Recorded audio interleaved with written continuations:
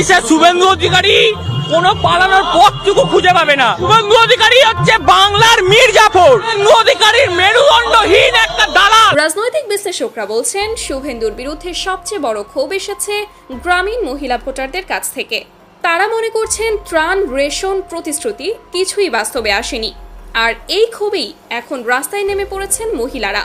মাথা ব্যথা কেন মাথা ব্যথা? আমার দেশে আমরা থাকবো। শুভেন্দু অধিকারীর মা বাংলাদেশ, যে দেশে সে দেশে চলে যাবে, ব্যাস হয়ে গেল। আবার কি এখানে অত ভাবনা চিন্তার ব্যাপার কি? শুভেন্দু অধিকারী সহ বিজেপির 4 নেতাকে মারতে রাশিয়া থেকে স্মাগলড করে বিষ আনা হয়েছে, ভয়ঙ্কর বিষ। বাংলার মাটিতে বিজেপির জায়গা নেই, কারণ কি সাম্প্রদায়িক পার্টিকে না কখনো যেন ইলেক্ট করবে না। শুভেন্দু একটা ছাগলের এরকম মনে হতে পারে, কুজোরও শখ হয় চিতোয় শোয়ার। শুভেন্দুর মতো ছাগল আত পাগলা। শুভেন্দু অধিকারীর নিজের জন্মের ঠিক নেই। শুভেন্দু অধিকারী জন্মের যদি ঠিক থাকতো, আজকে শুভেন্দু অধিকারী এত বড় অধিকারী পরিবারের হতে পারতো না। আসলে জেহাদি হলো শুভেন্দু অধিকারীরা, যারা বাংলার বিরোধী, যারা এই শুভেন্দু অধিকারীর মতো নির্লজ্জ কাপুরুষরা। আগে আমরা বাঙালি, দল ধর্ম হিন্দু মুসলমান সবার পরে, আগে জন্মে আমরা বাঙালি। বাংলায় আমরা হিন্দু হতে পারি, মুসলমান হতে পারি, তৃণমূল কংগ্রেস করতে পারি, অন্য রাজনৈতিক দল করতে পারি, কিন্তু আগে সাসপেন্ড হয়ে গেলেন শুভেন্দু অধিকারী। 30 দিনের জন্য বিধানসভায় সাসপেন্ড। আরো 3 বিধায়ক সাসপেন্ড। এ নিয়ে তৈরি হয়েছে রাজনৈতিক তরজা।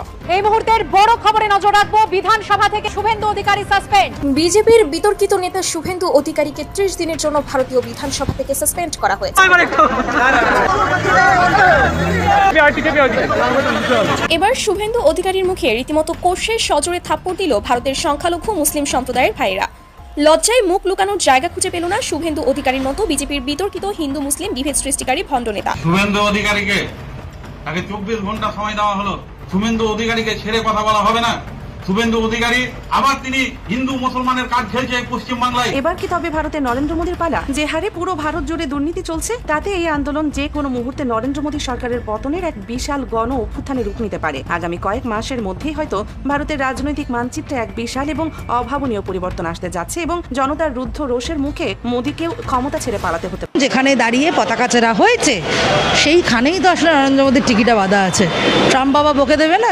একটা ডবল ইঞ্জিনের সরকার চলছে, পশ্চিমবাংলায় বিজেপির সরকার, কেন্দ্রীয় বিজেপির সরকার। তাদের একবারও মনে হলো না তার দেশের পতাকা ছিঁড়েছে মানে তার দেশের পতাকার অবমাননা হয়েছে। সেটার জন্য একেবারে জাতীয় স্তর থেকে এটার নিন্দা করার প্রয়োজন ছিল, সেটা তাদের মনে হয়নি। এই মার্কিন সাম্রাজ্যবাদের দালাল যারা, তারা এই মুহূর্তে দাঁড়িয়ে পশ্চিমবাংলা এবং ভারতবর্ষকে ওপরে হচ্ছে গিয়ে শাসন ক্ষমতা কায়েম করার চেষ্টা করছে। ভারতবর্ষের পতাকা যখন ছেঁড়া হয়েছে, রাস্তায় প্রতিবাদ করেছে যারা, তারা কিন্তু এই বামপন্থী ছাত্র যুব সংগঠনরা। আমরা রাস্তায় দাঁড়িয়ে প্রতিবাদ করেছি। এই আরএসএস, মোদি, বিজেপি এরা কোথাও দাঁড়িয়ে কোনো একটি দেশ বা কোনো কয়েক দেশের ক্ষেত্রে প্রতিবাদ করছে, আর কিছু দেশের ক্ষেত্রে যেখানে বাবারা চত্থাপ্পড় মেরে দিতে পারে সেইখানে।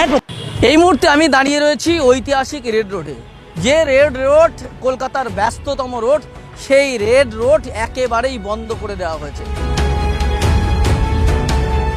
আপনারা জানেন যে গত 28শে মে কুরবানির ঈদ ছিল, সেই ঈদে এই রেড রোডে নামাজ পড়তে দেওয়া হয়নি। এই বিজেপি সরকার আসার পরে বলা হয়েছিল যে রেড রোডে নামাজ পড়া যাবে না, এই কারণেই যে ব্যস্ততম রোড, সেই রোড বন্ধ করা যাবে না। কিন্তু আগামী 21শে জুন প্রধানমন্ত্রী নরেন্দ্র মোদী এই জায়গায় আসবেন রেড রোডে যোগা দিবস উপলক্ষে।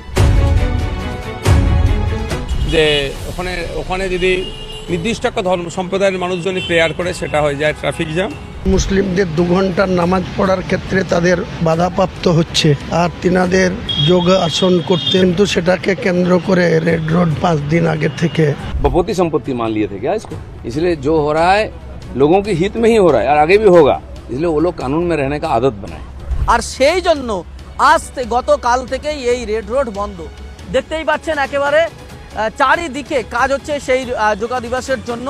এবং কলকাতা পুলিশ যে নোটিফিকেশন জারি করেছে, সেই নোটিফিকেশন অনুযায়ী আগামী 7 দিন ধরে এই রোড বন্ধ থাকবে। হ্যাঁ, যেখানে মাত্র 2 ঘন্টার জন্য ঈদের নামাজের জন্য ছাড় দেওয়া নাকি এই সরকারের পক্ষে অসম্ভব হয়ে পড়ছিল, অথচ দেখা যাচ্ছে 7 দিনের জন্য একটা প্রোগ্রামের জন্য, যোগার জন্য 7 দিনের জন্য রাস্তা বন্ধ করে রাখা হচ্ছে।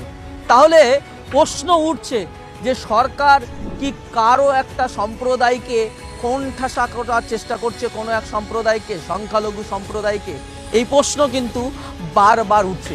কারণ এই প্রশ্ন ওঠাটা স্বাভাবিক, যেখানে তাদের ঈদের নামাজ 2 ঘন্টা পড়তে দেওয়া হচ্ছে না, ব্যস্ত রোডের কারণে সেখানে এক সপ্তাহ ধরে এই রাস্তা বন্ধ থাকছে, এ নিয়ে হেলদোল নেই। আর এই প্রসঙ্গে যখন প্রশ্ন করা হয় দিলীপ ঘোষকে যে এই যে রেড রোডে ঈদের নামাজ পড়তে দেওয়া হচ্ছে না, অথচ যোগার জন্য 7 দিন রোড বন্ধ থাকবে, সেই প্রসঙ্গে কি বলছেন দিলীপ ঘোষ শোনাবো আপনাদের। इसके पहले तो 107 साल तक रेड में नमाज पढ़ा गया। कोई संख्यालघु प्रश्न उठाया था कि इतना बड़ा ग्राउंड रहते हुए क्यों नमाज यहाँ पढ़ा जा रहा है, क्यों इतनी सारी मस्जिदें मैदान होते हुए क्यों पढ़ा जाता है, आज प्रश्न उठाया जा रहा है ना। इसका मतलब इसकी जरूरत नहीं थी। और प्राइम मिनिस्टर आ रहे हैं, प्राइम मिनिस्टर का प्रोग्राम ऐसे जगह होना चाहिए जहाँ लोगों का आवागमन कम है, लोगों का कम से कम सुविधा हो। दूसरे मैदान में होता तो आसपास का रास्ता ऐसे ही बंद करता पुलिस सिक्योरिटी की दृष्टि से। अच्छा है कि जहाँ पॉपुलेशन कम है, आना जाना कम है, वहाँ हो रहा है, लोगों को दिक्कत कम होगा। ये तो फॉर्मेलिटी, ये तो प्रोटोकॉल की बात है। नहीं, इतना दिन तो जब था तो उनको नहीं लग रहा था कि वो लोग वहाँ नमाज पढ़ते हैं और हिंदू को पूजा करने नहीं दिया जाता, कभी नहीं सोचे। बपोती संपत्ति मान लिए थे क्या इसको। इसलिए जो हो रहा है लोगों के हित में ही हो रहा है और आगे भी होगा, इसलिए वो लोग कानून में रहने का आदत बने। আপনারা দিলীপ ঘোষের বক্তব্য শুনলেন। এই প্রসঙ্গে দিলীপ ঘোষ যখন এই কথা বলছেন, অথচ সেখানে যোগা দিবস উপলক্ষে এই যে সাজাচ্ছে, মহল সাজাচ্ছে, আপনাকে একটু দেখাবো আপনাদেরকে যে এত বড় মঞ্চ কিন্তু এখানে সেজে উঠছে। আপনার ক্যামেরা পার্সনকে একটু দেখাতে বলবো। দেখুন, এখানে প্রধানমন্ত্রী আসবেন আগামী 21 তারিখে এবং তার জন্য এত বড় প্রস্তুতি হচ্ছে এবং সমস্ত রাস্তা এবং রেড রোডটা একটু দেখাতে বলবো। পুরো রেড রোড কিন্তু একেবারে দেখতে পাচ্ছেন কোনো গাড়ি নেই, কোনো লোকজন নেই, একেবারে পুরো রোডটা পুরো ব্লক করে দেওয়া হচ্ছে এবং কলকাতা পুলিশের যে নোটিফিকেশান, সেই নোটিফিকেশান অনুযায়ী 1 সপ্তাহের জন্য বন্ধ। আর এই প্রসঙ্গে আমরা বিধানসভার একজন বিধায়ক, মুর্শিদাবাদের একজন বিধায়ক হুমায়ুন কবিরকে প্রশ্ন করেছিলাম যে সেই রেড রোড, যে রেড রোডে একদিনের 2 ঘন্টার জন্য ঈদের নামাজের জন্য সেখানে সময় দেওয়া হচ্ছে না, অথচ 1 সপ্তাহ ধরে এই যে রাস্তা বন্ধ করে এই যে আয়োজন চলছে, এ প্রসঙ্গে কি বলবেন? হুমায়ুন কবির ঠিক কি বলেছে শোনাবো আপনাদের। একই ব্যক্তি, একই সরকার, ডবল ইঞ্জিনের সরকার দ্বিচারিতা করছে। মুসলিমদের 2 ঘন্টার নামাজ পড়ার ক্ষেত্রে তাদের বাধাপ্রাপ্ত হচ্ছে। আর তিনাদের যোগ আসন করতে ভারতবর্ষের অনারেবল প্রাইম মিনিস্টার আসছে, কিন্তু সেটাকে কেন্দ্র করে রেড রোড 5 দিন আগে থেকে বন্ধ করে রাখা হচ্ছে। এটা মানুষ দেখছে, মানুষ লক্ষ্য করছে আগামী দিনে এসব নিয়ে। এবং এই প্রসঙ্গে যে যেখানে রেড রোডে ঈদের নামাজ পড়তে দেওয়া হচ্ছে না, অথচ 1 সপ্তাহের জন্য রোড বন্ধ করে যোগার জন্য ব্যবস্থা করা হচ্ছে, রোড বন্ধ করে দেওয়া হচ্ছে, এই প্রসঙ্গে আমরা নওশাদ সিদ্দিকীকে জিজ্ঞেস করেছিলাম এবং নওশাদ সিদ্দিকী ঠিক এই প্রসঙ্গে কি বলেছেন শোনাবো আপনাদের। ঈদের জন্য রেড রোডের নামাজ বন্ধ করে দেওয়া হয়েছিল, কিন্তু সেই রেড রোডে যোগার জন্য 7 দিন বন্ধ রয়েছে। যারা এখন শাসক দলের সাথে আছে তারা এটাকে উন্নয়ন বলে চালিয়ে দেবে। ব্যাপারটা হচ্ছে 7 দিন 7 মিনিটটা বিস্তর তফাৎ। তারপরেও হিপোক্রেসির এমন একটা লেভেলে পৌঁছে গিয়েছে যে ওখানে যদি নির্দিষ্ট একটা ধর্ম সম্প্রদায়ের মানুষজনই প্রেয়ার করে সেটা হয়ে যায় ট্রাফিক জ্যাম। আর এটা আমি আসছিলাম বাড়ি থেকে, আমার বিধানসভায় যাওয়ার জন্য আমাকে রাস্তা ঘুরে আসতে হলো। এখানে কোনো উচ্চবাচ্য নেই। তো ব্যাপারটা হচ্ছে দেশের প্রধানমন্ত্রী আসবে, যোগাতে আসবে, তার জন্য 7 দিন আমরা বন্ধ করতে লাগে না আমার মনে হয়। ইতিপূর্বে এখানে 15 আগস্ট 26শে জানুয়ারি বিজেপি সরকার এসছে, বিজেপি সরকার মেন ইস্যু হচ্ছে আমাদের মাননীয় মুখ্যমন্ত্রী বলেছেন, পরিষ্কার বলেছে, একটা যদি বাংলাদেশি পাওয়া যায় তাকে বার করে চিরুনি তল্লাশি করে বার করো, চিরুনি তল্লাশি করে বার করো, একটা বাংলাদেশি না থাকে। পবিত্র হিন্দু সম্প্রদায়ের যে রামের নাম নিয়ে এরা মারধর করছে, রামকে বদনাম করছে, এদের মারো, এদের মারো, প্রশাসনকে বলো। এখন বিজেপি সরকার এসেছে, তো বিজেপি সরকার সবকা সাথ সবকা বিকাশ, সব সম্প্রদায়ের মানুষের সাথে আছে, সব সম্প্রদায়ের মানুষের সাথে থাকবে। এবং সরকার এই সবে এসছে, দেখেন সরকার কি করে, না করলে মানুষ পরিবর্তন করবে। কেই বাংলাদেশি, তুই কি আগে তুই নিজে চিন্তা কর, তুই কি, তুই তো বাংলাদেশি। যে বলছে সে কিন্তু বাংলাদেশ, তার কলারটা ধরে ফেলেন সঙ্গে সঙ্গে, যখনই বলছে তার কলারটা ধরে ফেলেন। তুই কে, কোথাকার, তোর কার্ডটা দেখা, তোর কার্ড দেখা, তুই বাংলাদেশি না ইন্ডিয়ান, আগে থাকা প্রশ্ন করবেন, দেখবেন ধরা পড়ে যাবে, দেখবেন হচ্ছে বাংলাদেশি। কেননা এরা সন্ত্রাস, এরা বিজেপিও নাই, এরা পশ্চিমবাংলার মানুষ নাই, ভারতের মানুষ নাই, এরা RSS। ওই জন্য অনুরোধ করছি সকলকে, আমি বারবার এই দরবার থেকে অনুরোধ করছি, যখনই কেউ আপনাকে ধরবে তার সঙ্গে সঙ্গে ধরে ফেলেন, কলার ছাড়বেন না, থানায় ফোন করবেন, থানার হাতে তুলে দেবেন, বলবেন স্যার আমাকে এইভাবে করেছেন।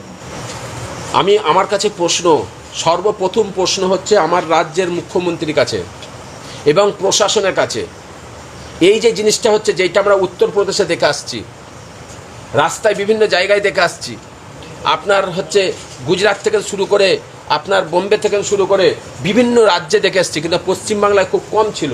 এই পশ্চিমবাংলায় কিন্তু অনেক বেশি হয়ে গেছে। তো প্রশাসনের সঙ্গে লক্ষ্য করে বলতে চাইছি, আমার রাজ্যে মুখ্যমন্ত্রীর কাছে লক্ষ্য করে বলতে চাইছি, এরা কারা যারা মানুষকে মারছে? একজন পাবলিক, আমার দেশের আইন দিয়েছে কি?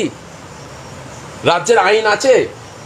আইনকে হাতে নিয়ে একজনকে মারছে, একজন মুসলিমকে টার্গেট করে বাংলাদেশি বলে মারছে। কেন মারবে বাংলাদেশি বলে মুসলিমকে? একজন মুসলিম নিরীহ মানুষকে তোমরা মারছো, এবং তোমাদের কে রাইট দিয়েছে ও বাংলাদেশি না বাংলাদেশি নয়? তুমি কি? যে মারছে তুমি কে? তুমি কি ভারতবাসী? বাংলাদেশি? তুমি তো বাংলাদেশি। আজকে এসআইআর হয়ে পশ্চিমবাংলায় টোটাল বাংলাদেশি মুসলিম পাওয়া যায়নি, এবং বাংলাদেশি যত আছে হিন্দু সম্প্রদায়ের, এরা মারধর করছে। এরা হচ্ছে বিজেপি নয়। যারা মুসলমানদের মারধর করছে, এই যে ক্যানিংয়ে যারা মারধর করেছে, এরা মুসলমান, এরা হচ্ছে বিজেপি নয়, এরা আরএসএস নয়। আমি চ্যালেঞ্জ করছি ফুরফুরা দরবার শরীফ থেকে আমি পীরজাদা নাজিমউদ্দিন বলছি, এরা আরএসএস নয়, এরা হচ্ছে বিজেপি নয়, এরা হচ্ছে সন্ত্রাস, এরা হচ্ছে উগ্রবাদী, এরা হচ্ছে আমার রাজ্যের আমনকে নষ্ট করছে। পবিত্র হিন্দু সম্প্রদায়ের যে রামের নাম নিয়ে এরা মারধর করছে, রামকে বদনাম করছে, এদের মারো, এদের মারো। প্রশাসনকে বলো, প্রশাসনের মাধ্যম দিয়ে, আইনের মাধ্যম দিয়ে এদের মারো, আইনের মাধ্যম থেকে, আইন হাতে নিয়ে নয়, আইনের মাধ্যম দিয়ে এদের মারো। আমি বিশেষ করে মুসলিম সম্প্রদায়কে